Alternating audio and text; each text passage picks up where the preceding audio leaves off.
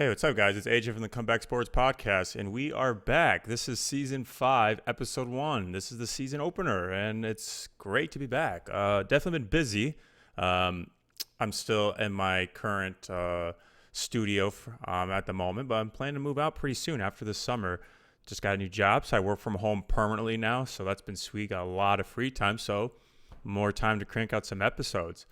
So let's kind of jump into the agenda for today, and we're going to be talking about some NBA Summer League basketball, particularly Victor Wembanyama, who's the number one overall pick this season, along with some beer mile racing that I did a couple weeks ago.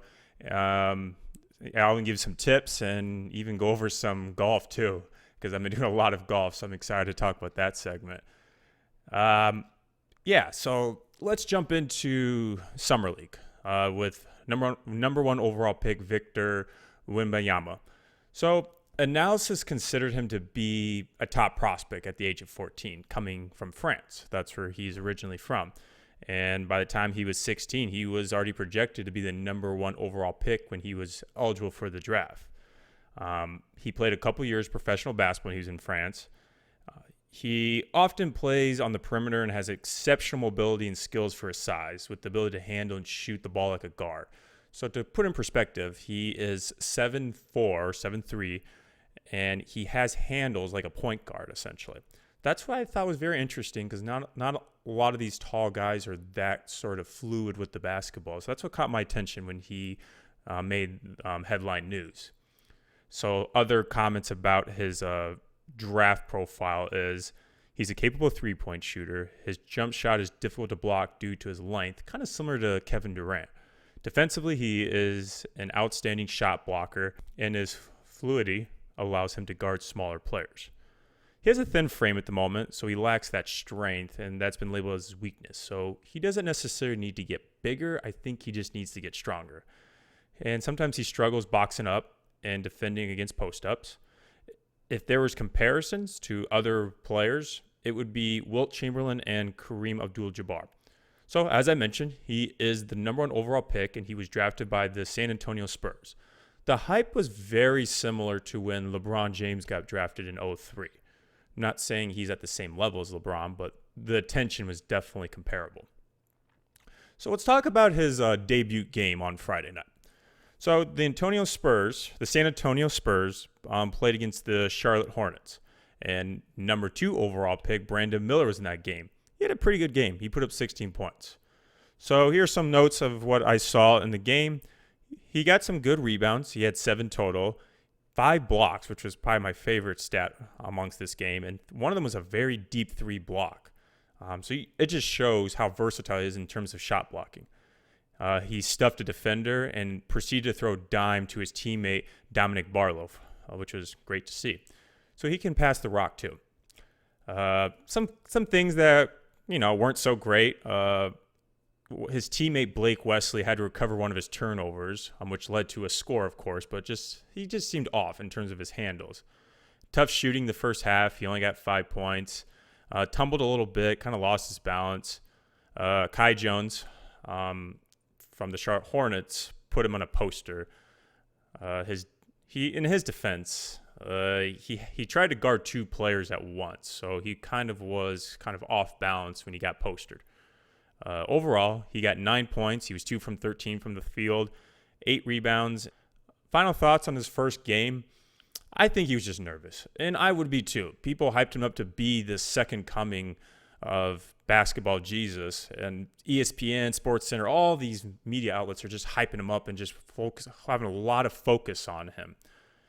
And I sensed he was a little frustrated at the moment, for a brief moment. This was in the fourth quarter, but I loved what I saw on defense. He is a freak of nature athlete. I think we will see a more dominant performance in the next game. Mind you this, I wrote this on Friday night, so I'll get on to the next game right now. So Sunday night comes around. He plays against Portland. I did watch that game. Complete turnaround. As expected, he put on a show, and he had a much stronger performance on that front.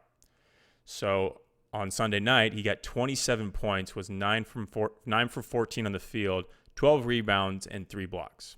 No concern on my front at all. and we'll see what's going to happen next. But I think he had a very good debut weekend, and I'll be watching a little bit more closely. So, yes, that's Victor Wembanyama. Okay, so let's talk about something that I'm very excited to talk about. So you notice I'm wearing this shirt here. Like, let me step away. So this shirt is a shirt I got when I went to the Beer Mile World Classic, and it was awesome.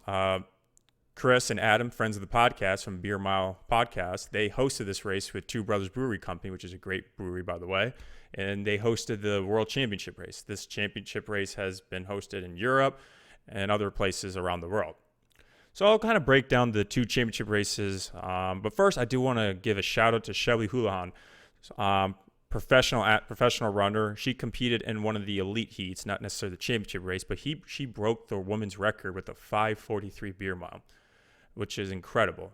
But before I get too into it, for those who don't know what a beer mile is, it's where you run on a track and there's 4 laps to complete a mile.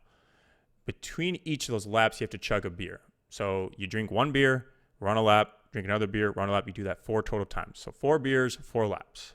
And you have to try your best not to throw up, especially if you're not used to it. So that's the breakdown of what a beer mile is. So let's talk about the women's championship race. Team USA captured the women's championship with a full sweep. The top 4 finishers were all U.S. women. We have Elizabeth Leicester with a 6:03, followed by Allison Grace Morgan, who set the Masters World Record with a 6:19. Melanie Posdol, followed by Cassandra Marin. So great to see a performance from the USA side of things, especially on 4th of July weekend too. Following with the men's championship race, Corey Belmore, who is the world record holder in the beer mile, did what he does best and dominated. He won the race with a 4:30, but get this.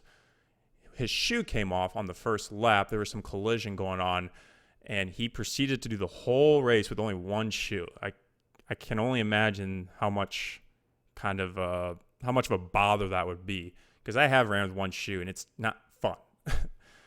So props to Corey Belmore for securing the title with a 4:30. But Team USA, as a team, captured the championship title, and that was led by Chris Robertson, who ran a 4:54.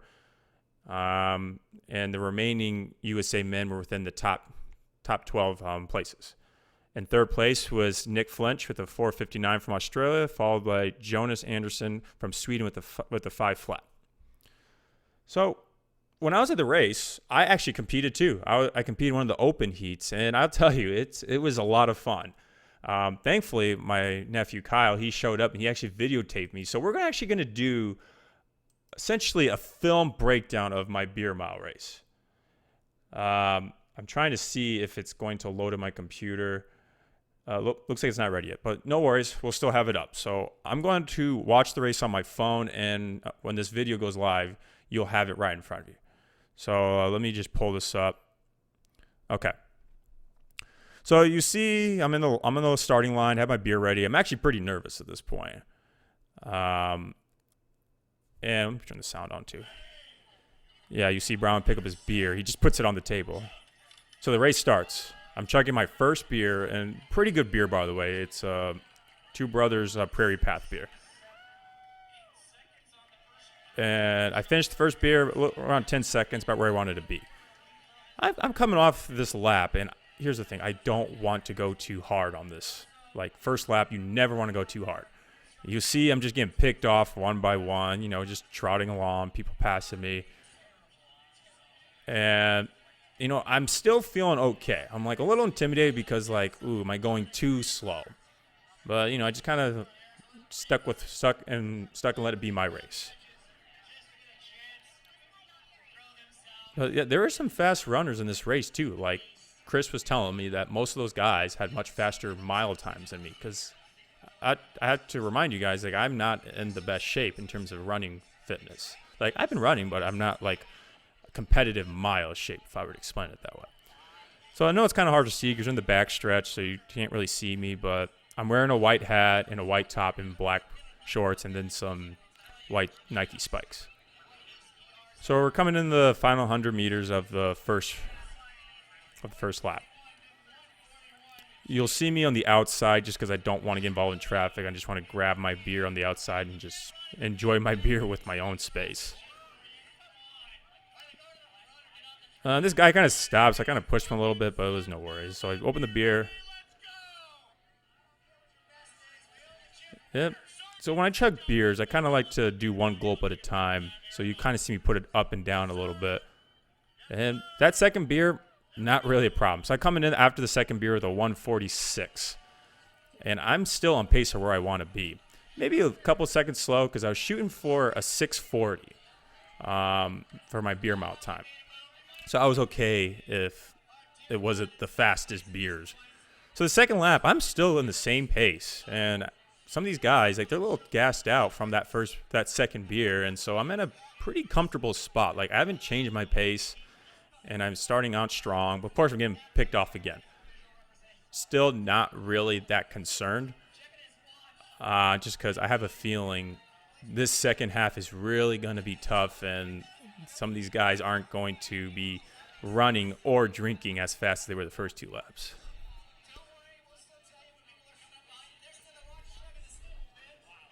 Oh, yeah, you see that there's like a little kiddie pool if you wanted to cool down. It wasn't too hot, but you could definitely sit in that pool if you wanted to. So let's see. We got the first place dude. He's looking pretty good. Got second, third, fourth. I'm sitting at 6. So honestly, I'm okay with this second lap. Same strategy in lap 1 and 2. Focus on the beers and then just comfortably run. I give Brownman the thumbs up. Just let him know, hey, I'm good. I'm right where I need to be at. This third beer was surprisingly hard because I definitely felt it was a little too warm. But, I just kind of took my time, dropped the beer. It's kind of the same thing over again. Like, my lap is slow, and these guys go off hard off the blocks or off the beer. But you see these other guys, they're still kind of struggling to keep the beer drinking consistent. That was my whole thing because I want to make drinking my primary focus.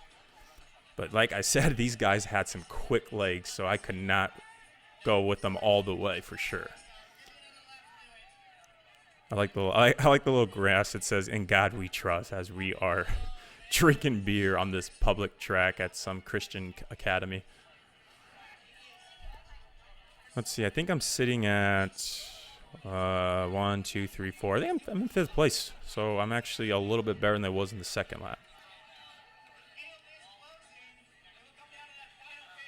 So this is where we get into this is what separates the men from the boys. Okay, so we got 1, 2, 3, 4.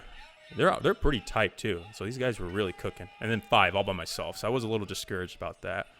But, I had enough gas in the tank, and I was ready to go all out on this next lap. So this is where things get a little dicey. Okay. So I pick up the beer.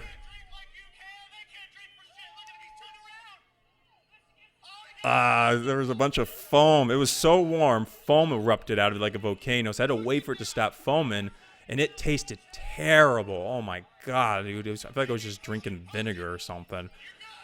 And it tasted bad. I was really bloated. I actually stopped, almost threw up right there.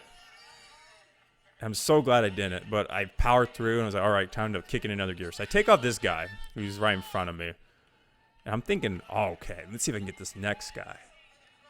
I start kicking it into a gear. However, I just remembered something. I'm not in good running shape, so, like, imagine you're in a car, and your maximum speed is 100 miles an hour. Yeah, that was me. I was at 100 miles an hour. I couldn't go any faster than that. And so I was like, okay, I'm not tired, but I can't move my legs any quicker, so let's just hope I don't get past. That was my only thing.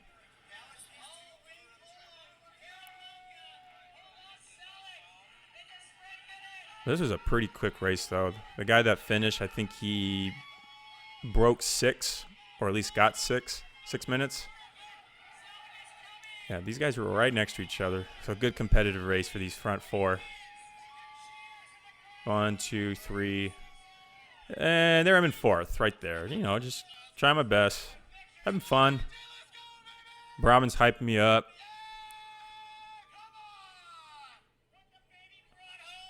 give him a little wave, and that was it. Yeah.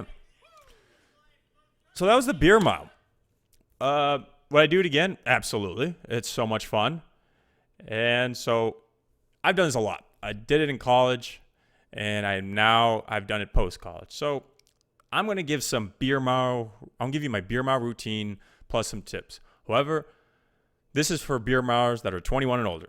So I do not condone underage drinking. If you're not 21, I don't condone it. Simple as that. So kind of go over my routine. I have some notes here. So when I started doing this, it was about almost 2 months before the race. I just practiced chugging one beer. Just get used to chugging and see how fast I could do it. Start with a light beer like Michelob Ultra. And once I got comfortable, I started practicing back-to-back beers. So what I do was I drink a Michelob Ultra, rest for about 30 seconds, almost like interval training, and then drink another beer. No speed, just volume. So I wasn't chugging as fast as I could. I wanted to do it comfortably so I can get used to just the volume of beer in my stomach. Then I got comfortable enough to do some time trials. So what I did was a 2-lap beer mile time trial. I would warm up, stretch, hop on a treadmill. The reason I used a treadmill was I wanted the trash can near me, and I didn't want my neighbors seeing me drink alcohol around the block. That's kind of weird. I set my speed about 75% race pace. So same thing, no speed involved, just volume and getting used to the feeling of running with beer in your stomach. And then I got confident enough and I worked my way up to 3 times a week. And here was the kicker. I would go on my normal run after these beer mile sessions because that was going to get you used to that feeling of running with beer in your stomach. So I would work my way to do the 2-lap beer mile time trial at goal race pace. So I would speed it up, kind of get closer to 90, 100% effort on the tread. And then I got comfortable enough trying to do these beer mile time trials with the beer I was going to race with, or beers are over 5%, because the beers have to be over 5% to be considered a beer mile race. And I got more comfortable enough. Now I was able to transition to a 3-lap beer mile training. So I drank 3 beers in 3 laps. You have to be careful though, because I have threw up a few times doing this. So it had to take some time to get used to. And I like the 2 beer one. I practiced at 75% race pace and then worked my way up to the race pace I wanted to be at on race day. So the week of the race kind of tapered a little bit. I only did 1 beer mile session, and this one was a full beer mile. So I had 4 beers and 4 laps on the treadmill, and the pace was about 75 to 90% race pace. And I definitely didn't drink the night before. I just wanted to make sure I had a pretty clean stomach, and I wanted to make sure it was empty. So like I mentioned, within this 1.5 to 2 month training session, I threw about 3 times. I remember one time I went out to dinner for Father's Day, and I had like a hefty barbecue rib meal, so good. And I did my beer mile session, threw it up right away. I had no chance. So that was my routine, and I'll break it down into training tips and then actual racing tips. So the training tips is be consistent with your fitness and your drinking. If I were to calculate it, 55% of the race is fitness, how fast you can run, 45% of it is drinking. Still prioritize the racing fitness over the drinking fitness though, because like me, I couldn't even turn over or close anybody down on those final 2 laps like I wanted to. Don't overdo it. Reminder, drinking impairs you. It makes you sleep like shit. So don't go doing a beer mile session and then go driving out to do some errands. I don't recommend that. If you're new to this, practice with water first. Like practice chugging water. That's what Chris recommended to me and on his YouTube channel is you got to practice with water if you're very new to this, so you get used to the feeling of chugging and having volume in your stomach. Running a normal run after the beer mile sessions really helps you get used to running with the beer in your stomach, as mentioned. If you're really that competitive and technical with it, measure how much beer you have left over, because the fish rules are you can't have more than 4 ounces of beer left over. So you're allowed 1 ounce of beer per beer that you drink. So that leads me into my last tip is count how many gulps it takes for you to finish a beer and use that to help you finish the drink. So for me, like I know it took me 7 gulps for me to finish my beer off a can. So knowing that, I'd mentally say, you're almost done, man. You're at gulp 5, just 2 more, gulp 6, and then you knew 7 was the last one. So it kind of helped you mentally knowing how long it took you to do it. But I think what's important is make it fun too. Like I used to listen to songs while I was training, pretend it was like my own Rocky movie. And then here's some race day tips. Bottles over cans every time. Because the bottle, if you take a bottle of beer and a can of beer and then you dump them upside down, yeah, the bottle's going to flow way quicker. That beer will be empty much more quicker. Expand your stomach. I ate a salad as my last meal before the race, and I was super hungry and super empty, so that really helped me drink those beers. Do not go hard on that first lap. Trust your running fitness more than your drinking fitness so you can make it up later. And don't let that beer leave your mouth. Once you let it leave your mouth, you're already admitting defeat, and it gets harder from there. You'll notice in the races, I kind of slow down in the last 50 meters of the lap. I use it to catch my breath so I won't be too out of breath when I'm trying to drink again. Force yourself to burp, especially in the middle of the laps, because it helps you, release the gas in your stomach so you can run comfortably and drink the next beer comfortably too. And use the beer you're most comfortable with, and the same applies to temperature. I'm not good at drinking piss-warm beer, so that's why I struggle in that last beer. So if you bring your own beer, know what you like to drink and know how cold or how warm you want it to be. I don't like it too cold because it burns my throat, and I don't like it too warm because it tastes disgusting. So right in between is where I like to be. The first 2 beers are the easiest, so make sure those are completely empty because you're going to struggle to finish those last 2 ones. So give yourself some room for error, especially if they're measuring leftovers. And as always, be responsible. Figure out how you're going to get home safely. One thing I always liked about beer miles is the after party. So like I remember in college, we'd always go party or go drinking. After we get done doing it, you're just in a good mood. Like, when you finish a race and you have that endorphin feeling and you're just in a better mood. Imagine that plus being a little drunk. It's fun. But as always, be safe and be responsible about it. I guess I can go over the USA Track and Field Outdoor Championships. I'll go over 2 races. I'll go over the 1,500 and the 800-meter final. I watched the semis on Friday for the 800, and just some quick notes that I got out of this was within the 2 heats, you had Bryce Hopel, Clayton Murphy, Isaiah Harris, Wes Ferguson, Isaiah Jouett, and Will Summer, the auto qualifiers. And going into this, I wanted to root for Isaiah Jouett. He's my boy. The reason why is he's just super fun, really nice guy, and he loves Naruto. He was saying that when he was trying to qualify for the Olympics a couple years ago, he was in the middle of the race and he was reenacting a Naruto scene in his head. Bro, yeah, he's cool with me. If he likes Naruto or anime, then I can get along with anybody. So this is the note I wrote before watching the final, just an FYI. So this I wrote for my prediction. Hopple for the win. He is seasoned and continues to get better. He runs under 145 when it matters most, and he has world credentials since his time at Kansas. Isaiah Harris is also a consistent runner, so be on the lookout for him. Clayton Murphy has been a little streaky since his Olympic run, but there's always a chance when he's on the field. He has the wheels. However, I would love to see Jouett get the bronze. All right, so we'll go to the actual race final after I go over the 1,500-meter final. So this was great. I actually missed it because I was at a fireworks show with my family, but I did watch a rerun the next morning. So just some people from the starting list that I looked out for. Drew Hunter. I remember he made news when he went pro right out of high school. Joe Wascom. He's the 2023 1,500-meter NCAA runner-up. He currently runs at the University of Washington. Rio 1,500-meter champion Matthew Sinchorch was there. And my favorite from the list was Yard Nagus. He broke the American record in the 1,500 at the Bristlet Games with a 3:29:02. I remember talking about him previously when he broke the NCAA record when he was at Notre Dame, where he ran a 3:34. So he's just always been on my list as this record breaker dude that really breaks the norm of American running. And I'll get to that in a sec, what I mean by that. Other two guys I followed were Cole Hawker and Sam Prackle. These guys were Oregon Ducks. They were teammates. Hawker finished 6th at the Olympic Games in Tokyo. So he's definitely a guy that knows how to run for sure. So look at the race. First lap, Hawker started in the lead, and then Naguse took over towards the end of that lead. Centuritz was just kind of chilling in the back.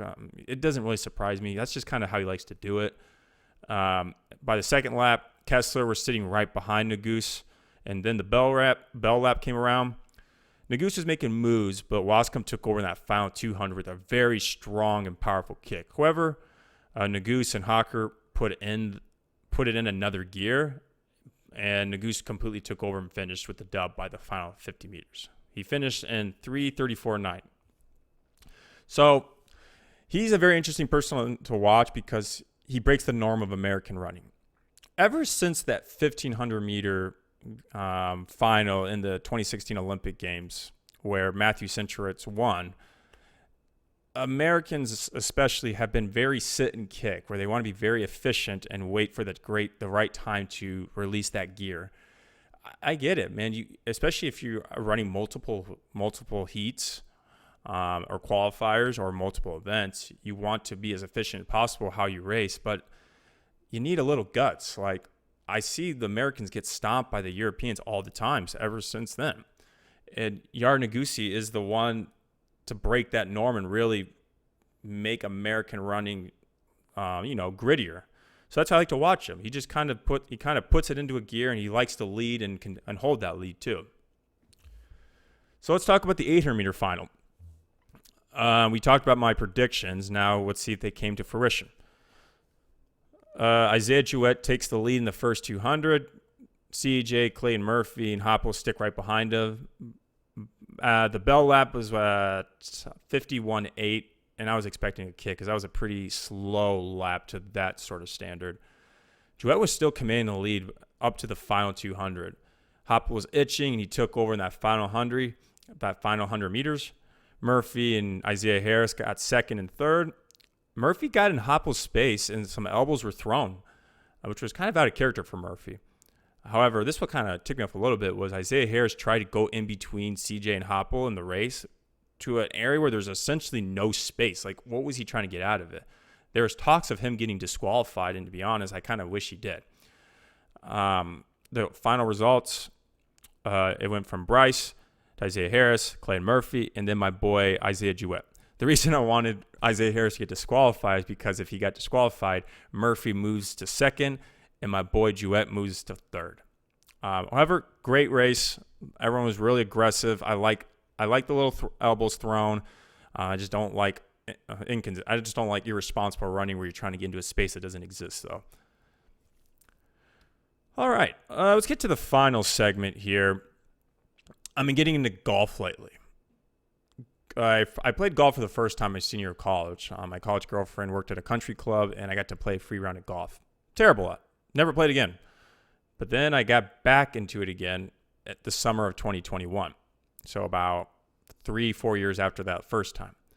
I played a couple. I played with some friends, and I played at a bachelor party. But then I really got into it last summer. I started borrowing my brother-in-law's clubs.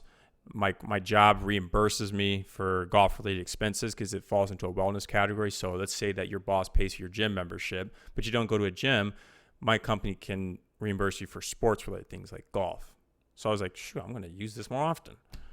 So this summer I practiced at the driving range almost every week. Practiced chipping in the backyard. And I go with golf with my friends maybe once or twice a month. Some days I'll just have a good day. Like if I know I'm going to be golfing the next morning, like I'll practice the night before or the day before. I'll be like, oh, I feel great. This is going to be awesome. However, next day I play like trash. And like I'm playing like trash, and I'm just like a little flustered. And there's sometimes I forget clubs. Like I'll forget a club a hole or two down, and I'm just like, I am definitely out of my element. Just ask Rain. I lost one of his clubs. I feel so bad about that. And if you're not from the Midwest, well, actually, this applies to anywhere, honestly, in the United States. After 8 a.m., it's so goddamn hot. It's hot everywhere. And so if I'm not golfing before 8 a.m., I'm golfing after 8 a.m. and I'm sweating, and it doesn't help me play any better. See, I'm a little picky at my weather. I don't like super hot or super cold. So if it's super hot, I'm going to not be in the best mood. And like, I find myself to be like a gambler. Because, you know, if you have a gambling problem, you keep losing, and then you want to keep playing so you can win back your money. The same thing applies with golf. I have a shitty round. I instantly want to play another round. We'll be like, oh, that was a nice round. It's like, let's run it back. It's bad. I played golf on July 3rd, and on the way home, after a bad round of it, I was like, I'm playing golf tomorrow. Like, my mind was so focused on playing that next round of golf, it didn't really click to me that tomorrow was a holiday. It's July 4th, and I had plans. I was so focused. I wanted to run it back, like I said. But it gets worse, man. When I mentioned I practice in the backyard, I lose balls left and right. I'm spending half my time just finding the ball in the backyard, or sometimes it goes into my neighbor's yard, and I feel like it's not even worth my time doing it in the backyard anymore. Breaking tees, yeah. So I need to start pushing my tee down more because I'd be breaking them, especially if someone gives me some. And I'll be catching myself watching videos all day on Instagram. Like, social media advertisers know how desperate I am because they will send me an Instagram ad of, you want to improve your swing? Watch this video for quick tips. I watch this video and I get stuck in, and they claim it's going to fix my swing. And 20 minutes into the video, I'm like, when the fuck are they going to tell me how to fix it? And then they finally get to the end of the video. It's like, for just X amount of dollars a day, you can get the program that's going to change your swing. I'm like, oh my God, I don't want to do that. I thought it was just going to be one quick tip and then I'd close it. No, I got to buy something now. It's that bad. And that leads to the biggest frustration. I would say almost everybody has this frustration that's new to golf. Slicing the damn ball. I will do one thing and it will fix it momentarily, and I'll be praising the Lord, like, thank God it's finally fixed, and then another thing has to be corrected and I'm back to square one. It's the same thing back and forth. I know what you're probably thinking, like, why don't you just get a private lesson or something? I'm like, I know that. I know people are going to fix it, but I'm cheap. That's just how I roll, but I will do it. I eventually will get someone to help me fix these problems, and I'll admit, it's been annoying. Is it frustrating? Yes. Am I going to stop playing? Absolutely not, because I'm not going to let a bunch of white balls and iron rods stop me or defeat me in this conquest to fix something as simple as my slice. So if you got any golf tips, send them in the comment section, honestly. I'll take advice from anybody. So that wraps up today's show. As you can tell, camera's dead. Tough luck. You're just going to get a picture of me with a little text box on below it. So, yeah, that leads me to my next thing. Make sure you like, subscribe, and share this video with a friend. You know the whole rest. So, thanks again, everybody. It's great to be back. Since I have a little bit more free time, I'm real excited to do this more consistently because, I'm not commuting to work. So, I can sleep in more, or I can get up early and get stuff done. And I'm excited. This has been fun.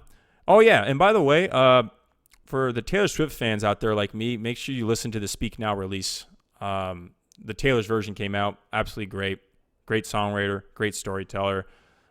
Bops everywhere. I love it.